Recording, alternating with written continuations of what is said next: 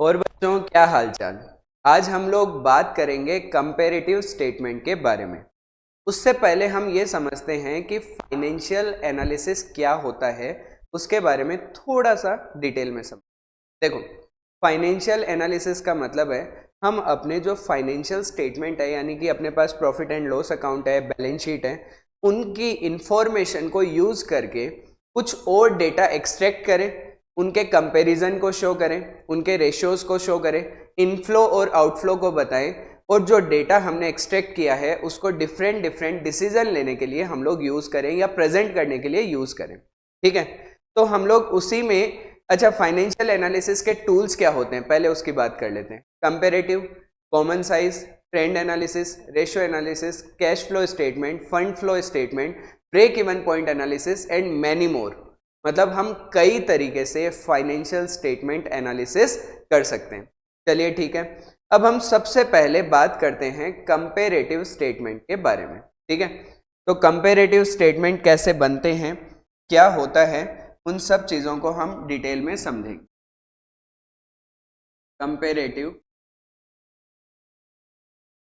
Statement,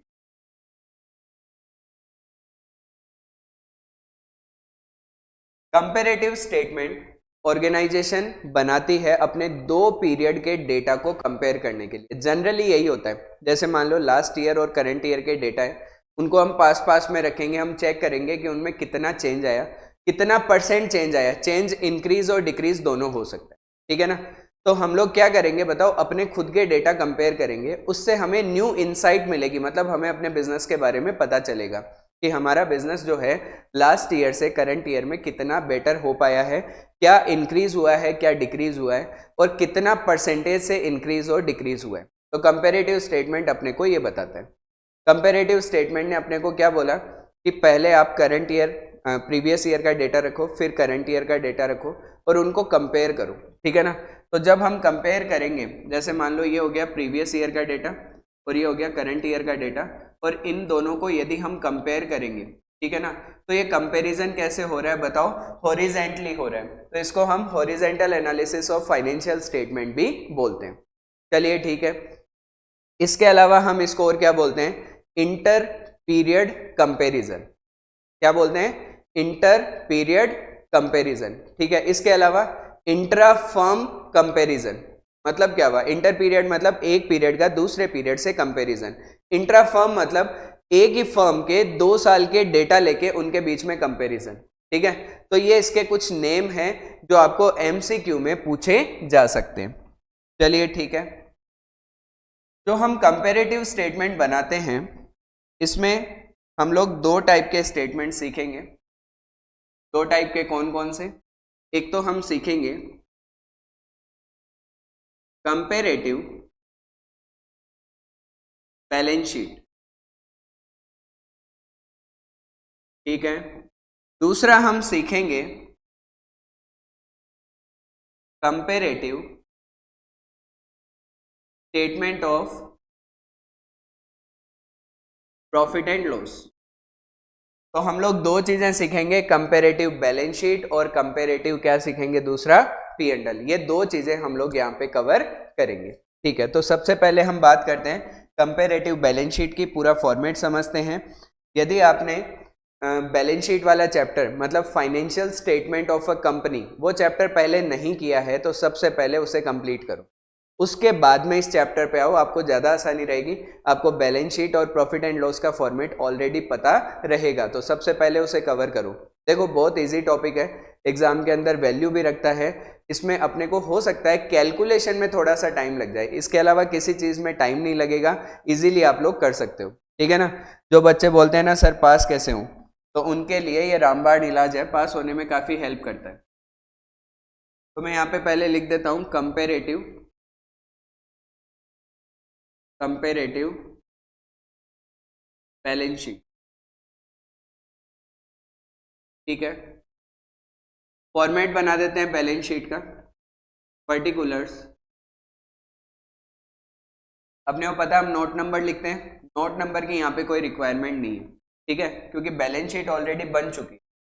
previous year की भी बन चुकी है, करंट ईयर की भी बन चुकी है, उसके बाद में हम कंपैरिजन का काम कर रहे हैं। ठीक है, एग्जांपल ले लेते हैं कि प्रीवियस ईयर हो गया अपना 31 मार्च 22, तो यहाँ पे मैं लिख देता हूँ 31 मार्च 22, और करंट ईयर मान लेते हैं जो एंड हुआ है 31 मार्च 23। चलिए ठीक है, फिर हम क्या करेंगे, इनका एब्सोल्यूट चेंज निकालेंगे। एब्सोल्यूट चेंज, ये चेंज है वो इंक्रीज और डिक्रीज दोनों हो सकता है, ठीक है ना। और फिर हम लोग क्या निकालेंगे, परसेंटेज कैलकुलेट करेंगे, परसेंटेज ऑफ एब्सोल्यूट चेंज। एक काम करते हैं, जो हमने यहाँ पे स्टेटमेंट बनाया है, जो अपना ये टेबुलर प्रेजेंटेशन है, उसको कुछ नेम दे देते हैं। मान लो इसको हम बोल देते हैं ए, ठीक है, ये क्या हो जाएगा बी। चलिए ठीक है, एब्सोल्यूट चेंज क्या होगा बताओ, सी कैसे आएगा, बी माइनस, ठीक है, हम क्या कर देंगे बताओ, बी माइनस ए। चलिए ठीक है, अब हमें क्या चाहिए, यहाँ पे परसेंटेज चाहिए, इसे हम बोल देते हैं डी। डी कैसे निकलेगा, C divided by A multiply by 100। हमें परसेंटेज कैलकुलेट करने हैं, ठीक है। तो ये अपना क्या हो गया बताओ, फॉर्मेट बन गया। अभी मैं आपको प्रैक्टिकली करके समझा दूंगा तो आपको क्लियर हो जाएगा। कुछ बड़ा टॉपिक नहीं है, इजीली आपको समझ में आ जाएगा और फटाफट कवर भी हो जाएगा, क्वेश्चन भी बहुत जल्दी हो जाएंगे। तो यहाँ पे सबसे पहले जैसे हम लिखते हैं, फॉर्मेट वही रहेगा बैलेंस शीट का, इक्विटी एंड लाइबिलिटीज के अंदर फर्स्ट ले लेते हैं हम, फर्स्ट आ जाएगा शेयर होल्डर्स फंड, इसमें भी पहला पार्ट आ जाएगा शेयर कैपिटल, और दूसरा पार्ट आ जाएगा रिजर्व एंड सरप्लस। ठीक है, एग्जाम में भी आपको फटाफट क्या करना है, पहले बैलेंस शीट का पूरा फॉर्मेट बना लेना, ठीक है। और ये डेटा आपको गिवन होगा 31 मार्च 22 और 23। ऐसा भी पॉसिबल हो सकता है कि बैलेंस शीट पहले से बना के दे दे, फॉर्मेट भी गिवन हो, तो अपने को कोई टेंशन ही नहीं है, हम लोग फटाफट उसे कॉपी पेस्ट कर लेंगे, ठीक है। Second, non current liabilities. Non current liabilities के अंदर क्या आएगा, फर्स्ट लॉन्ग टर्म बोरोइंग, ठीक है, फिर यहाँ पे लिख देते हैं लॉन्ग टर्म प्रोविजंस, और बाकी पोर्शन अपने सिलेबस में है नहीं, केवल इतना ही नोट कर लेते हैं। फिर थर्ड पे चल जाते हैं, थर्ड में ले लेते हैं अपन करंट लाइबिलिटीज। करंट लाइबिलिटीज में फर्स्ट ले लेते हैं शॉर्ट टर्म बोरोइंग्स,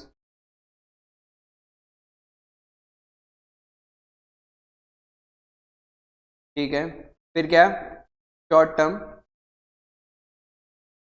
प्रोविजंस,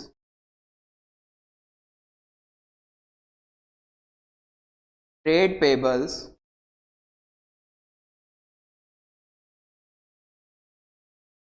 ठीक है, और किसका हो जाएगा यहाँ पे, अदर करंट लाइबिलिटीज, और फाइनली क्या कर देंगे यहाँ पे, टोटल। चलिए ठीक है, तो अब क्या करना है इसके अंदर, तो ये तो अपना बैलेंस शीट का इक्विटी एंड लाइबिलिटीज कंप्लीट हुआ है। सेम इसके नीचे फिर क्या बन जाएगा, इसके नीचे ही चलता रहेगा, मैं नेक्स्ट पेज पे बना दूंगा, है ना। तो इसके नीचे क्या बन जाएगा बताओ, असेट साइड है, उसको भी हम लोग नोट कर देंगे, ठीक है।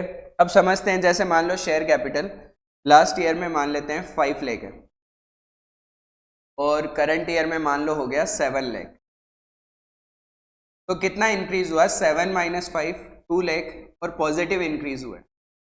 अब हमें परसेंटेज चाहिए, तो कैसे निकलेंगे, change divided by previous year, जो अपना बेस ईयर लेना है वो हमेशा किसको लेना है, प्रीवियस ईयर, करंट ईयर को बेस नहीं लेना, ठीक है ना। तो divided by 5 lakh multiply by 100, कितने से चेंज हो गया बताओ, 40%। ये जो मैंने लिखा है ये आपको बार बार लिखने की जरूरत नहीं है, क्योंकि हमने ऊपर टेबल में ऑलरेडी फॉर्मूला लिख दिया है कि हम ये परसेंटेज कैसे कैलकुलेट कर रहे हैं, ठीक है। अच्छा, क्या नेगेटिव भी हो सकता है क्या, इजीली हो सकता है, कोई दिक्कत नहीं, चेक करते हैं एक बार। मान लो पहले था 1 लाख और रिजर्व एंड सरप्लस, अब हो गया 80,000, ठीक है। 80 माइनस 1 लाख माइनस 20,000, तो हम लोग माइनस का साइन ना लगा के हम ब्रैकेट लगा देंगे, ठीक है। और यहाँ पे 20,000 है, वो 1 लाख का कितना परसेंट है, 20%, तो यहाँ पे -20%, ठीक है। तो पॉजिटिव भी हो सकता है, नेगेटिव भी हो सकता है। इस तरीके से जो जो इन्फॉर्मेशन अपने पास में होगी उन इन्फॉर्मेशन के लिए हम लोग क्या करेंगे, एब्सोल्यूट चेंज और परसेंटेज कैलकुलेट करेंगे। इवन टोटल के लिए भी ये सेम काम हम करेंगे, ठीक है। तो ये अपना क्या हो गया, कंपैरेटिव बैलेंस शीट का equity and liabilities part complete हो गया। अब इसी के नीचे हम चलते हैं, मैं यहीं बना देता हूँ, एक काम करता हूँ। अब इक्विटी एंड लायबिलिटीज के बाद क्या आता है, यहाँ हमने टोटल कर दिया, यहाँ पे हम लिख देते हैं असेट्स, ठीक है। असेट्स के अंदर फर्स्ट कॉलम किसका आ जाएगा बताओ, non current assets. Non current assets के अंदर क्या आ जाएगा, तो हम दे देते हैं ए, फिक्स्ड असेट्स, ठीक है। फिक्स्ड असेट में tangible, intangible,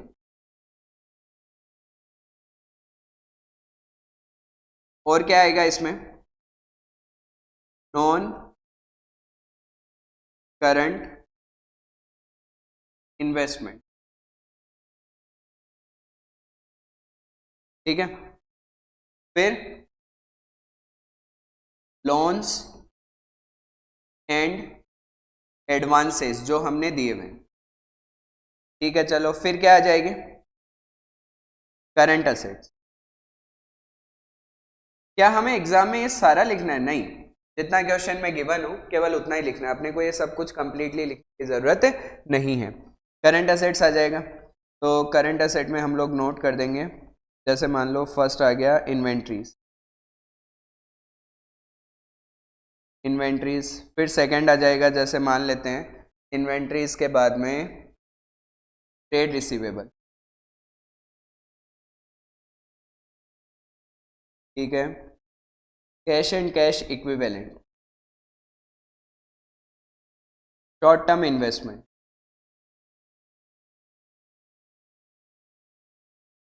other current asset,